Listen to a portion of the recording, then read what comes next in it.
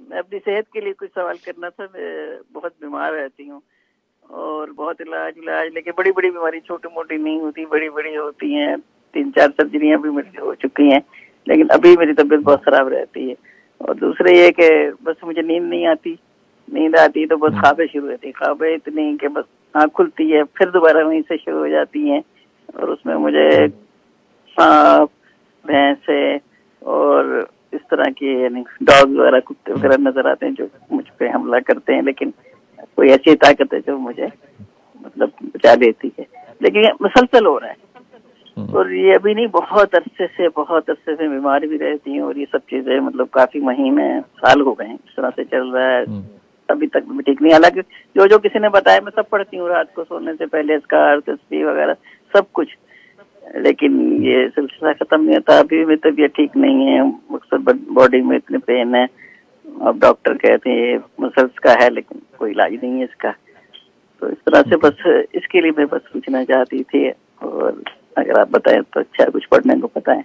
Okay, اللہ حافظ. سلمہ، آپ نے جیسے پہلے ہی فرمایا کہ آپ بہت کچھ پڑھتی ہیں، اور جس نے آپ کو جو کچھ بتایا پڑھ رہی ہیں، بڑا معتبر کام ہے کہ آپ پڑھ رہی ہیں، بڑی اچھی بات ہے. لیکن سوال یہ پیدا ہوتا ہے کہ اگر اللہ کی رضا میں انسان راضی ہو جائے تو پھر یہ سب سے بڑا وظیفہ یہی ہوتا ہے کہ اللہ کی راہ میں انسان راضی ہو جائے. لیکن اگر آپ غور کریں تو آپ کو اس وقت جو پرابلم ہے نا، وہ مسکولر اسپیزم کا. مجھے نہیں پتا یہ میڈیکلی لفظ صحیح ہے کہ نہیں ہے، لیکن اسپیزم ہے مسلس کا. اور یہ مسلس کا اسپیزم پتا ہے کیونکہ آپ کے پاس جب سے آپ نے ہوش سنبھالا ہے، سوائے اس کے کہ آپ نے چیزوں کے بارے میں جو آپ کی فکر نہیں بھی ہونی چاہیے اس کے بارے میں آپ نے سٹریس لیا ہے. یہ مسکولر اسپیزم اس ایج میں ظاہر ہے جا کے ایک کیا کہنا چاہیے بائی پروڈکٹ کے طور پہ آیا ہے آپ کو. لیکن ابھی آپ یہ کہیے کہ آپ کے ساتھ کوئی بہت بڑی کوئی تبدیلی آئے گی؟ بہت بڑی تبدیلی تو نہیں آئے گی، بریک تھرو تو کوئی نہیں ہوگا.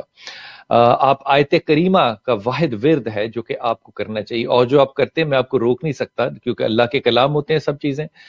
لیکن آپ کا جو ورد ہے کرنے والا وہ بنیادی طور پہ آیت کریمہ ہے. اور آیت کریمہ 3 موتوں میں سے لے کر آتا ہے، 3 اندھیروں میں سے لے کے آتا ہے. پانی موت ہے، اس میں سے مچھلی موت ہے، پھر مچھلی کو ایک اور مچھلی کھا جائے موت ہے.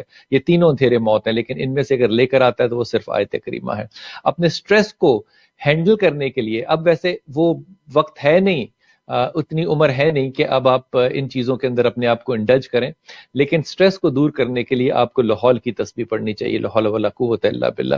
باقی جو آپ پڑھتی ہیں پڑھیے، عبادت ہے، اس کا ظاہر ہے اجر اور ثواب بھی ہے. لیکن آپ کی جو تباً جو میڈیکل آپ کی میڈیکیشن ہے نا، روحانی میڈیکیشن جو ہے وہ صرف یہ 2 تسبیحاں ہیں. اس کے علاوہ آپ کو کچھ بھی اور پڑھنے کی ضرورت نہیں ہے. اپنے آپ کو اوور برڈن بھی نہ کریں. یہ اوور برڈن کرنا جو ہے یہ بھی ایک ذاتی طور پہ سٹریس ہوتا ہے. کوئی آپ کو کہہ دے کہ 1.25 لاکھ دفعہ آیت کریمہ روز پڑھنا ہے تو کتنا زیادہ سٹریس ہوگا. سو اپنے آپ کو اوور برڈن عبادت سے بھی نہیں کرتے، یہ ایک ایڈیشنل سٹریس ہے.